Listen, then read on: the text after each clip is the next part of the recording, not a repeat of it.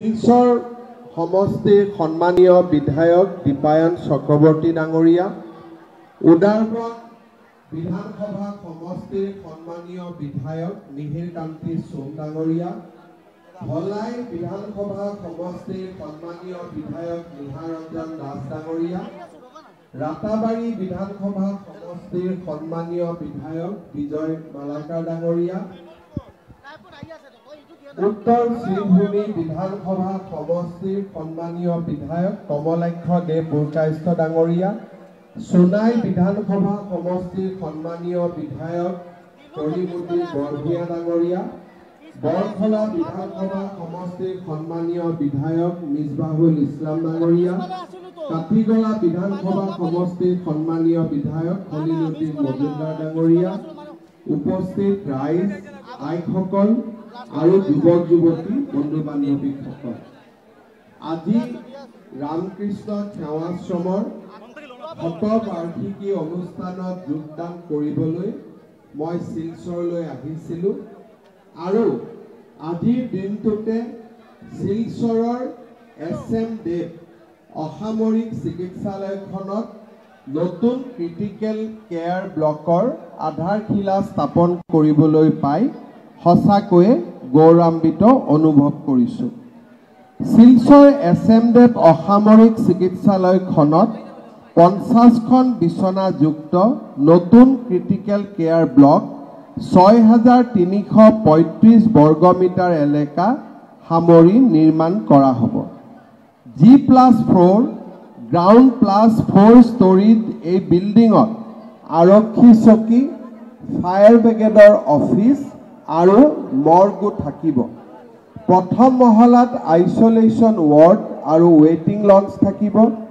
দ্বিতীয় বিচনাত MCH ৱাৰ্ডৰ লগতে আমাৰ OT আৰু ডায়েলিচিছ ৰুমো থাকিব আৰু তৃতীয় মহলাত operation theatre, therapeutic diet room থাকিব। চতুৰ্থ মহলাত 4খন বিচনাযুক্ত শিশু চিকিৎসা ৱাৰ্ড আৰু 12খন বিচনাযুক্ত ৱাৰ্ড থাকিব।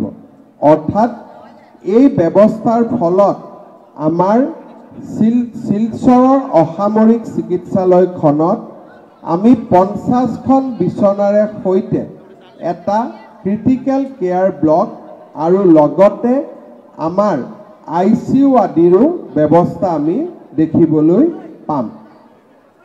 শিলচৰ অসামৰিক চিকিৎসালয়ত অহা কিছুদিনৰ ভিতৰতে আমি ইয়াত 200খন বিচনাযুক্ত চিকিৎসালয় নতুনকৈ নিৰ্মাণ কৰাৰ বাবেও আমি এটা নতুন ভৱন নিৰ্মাণৰ কামত আগবাঢ়ি আছোঁ। যথা সময়ত এই নতুন ভৱনটোৰো আমি আধাৰশিলা স্থাপন বা নিৰ্মাণৰ কামত আগবাঢ়িব পাৰিম। শ্ৰদ্ধাৰ ৰাইজ, শিলচৰ নগৰৰ পৰা যান জঁট কমাবৰ বাবে আমি শিলচৰৰ DC কোৰ্ট, নেশ্যনেল হাইৱে বা ৰিং ৰোডৰ কাষত আমি নতুনকৈ নিৰ্মাণ কৰি আছোঁ। ইণ্টিগ্ৰেটেড DC অফিচৰ লগতে প্ৰায় 26 কোটি টকা খৰচ কৰি আমি 32টা কোঠাৰে সৈতে এটা নতুন চাৰ্কিট হাউচ নিৰ্মাণৰ কামতো আগবাঢ়িছোঁ। শিলচৰৰ বৰ্তমান জিলা উপায়ুক্তৰ কাৰ্যালয় আৰু চাৰ্কিট হাউচ দুইটাই যেতিয়া নগৰখন বা আমাৰ মহানগৰখনৰ পৰা আঁতৰি যাব, মিউনিচিপালিটি এৰিয়াৰ পৰা আঁতৰি যাব, তেতিয়া শিলচৰত যথেষ্ট যান জঁটৰ সংখ্যা কমিব আৰু ই আমাক যথেষ্ট সহায় কৰিব। অনাগত দিনত খুব সোনকালে শিলচৰত আমি ৰাইজে যদি সহায় সহযোগিতা আগবঢ়ায়, শিলচৰ নগৰত যান জঁটৰ ভিৰ প্ৰতি লক্ষ্য ৰাখি ইয়াতে আমি ফ্লাইঅভাৰ নিৰ্মাণৰ কামো আৰম্ভ কৰিম। ইতিমধ্যে তাৰ ব্যৱস্থা বা তাৰ পৰিকল্পনা আমি চূড়ান্ত পৰ্যায়লৈ লৈ গৈছোঁ। মই আজি পুনৰবাৰ উপস্থিত ৰাইজক ধন্যবাদ জনাইছোঁ।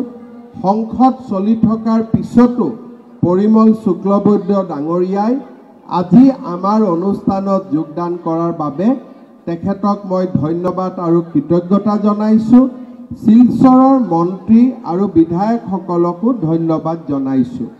ইতিমধ্যে এইবাৰ আপোনালোকে গম পাইছে যে আমি বিভিন্ন বিভাগে কৰা কামবিলাকৰ উপৰিও বৰাক উপত্যকাৰ স্থানীয় সৰু সৰু সমস্যাবিলাক যাতে সমাধান হ'ব পাৰে তাৰ বাবে বৰাক উপত্যকা উন্নয়ন বিভাগ এটাও আমি নতুনকৈ গঠন কৰিছোঁ আৰু ৰাজ্য চৰকাৰে এইবাৰ বাজেটত বৰাক উপত্যকা উন্নয়ন বিভাগক 100 কোটি টকা মঞ্জুৰি দিছে। মই আশা কৰিছোঁ বিভিন্ন বিভাগে কৰি থকা কামবিলাকৰ উপৰিও বৰাক উপত্যকাৰ সৰু সৰু স্থানীয় সমস্যাসমূহ সমাধানৰ ক্ষেত্ৰত বৰাক উপত্যকা উন্নয়ন বিভাগেও গুৰুত্বপূৰ্ণ ভূমিকা গ্ৰহণ কৰিব পাৰিব। পুনৰ এবাৰ মই সকলোকে ধন্যবাদ আৰু অভিনন্দন জনাই আপোনালোক সকলোকে মোৰ প্ৰণাম জনাই মই মোৰ বক্তব্যৰ সামৰণি মাৰিছোঁ।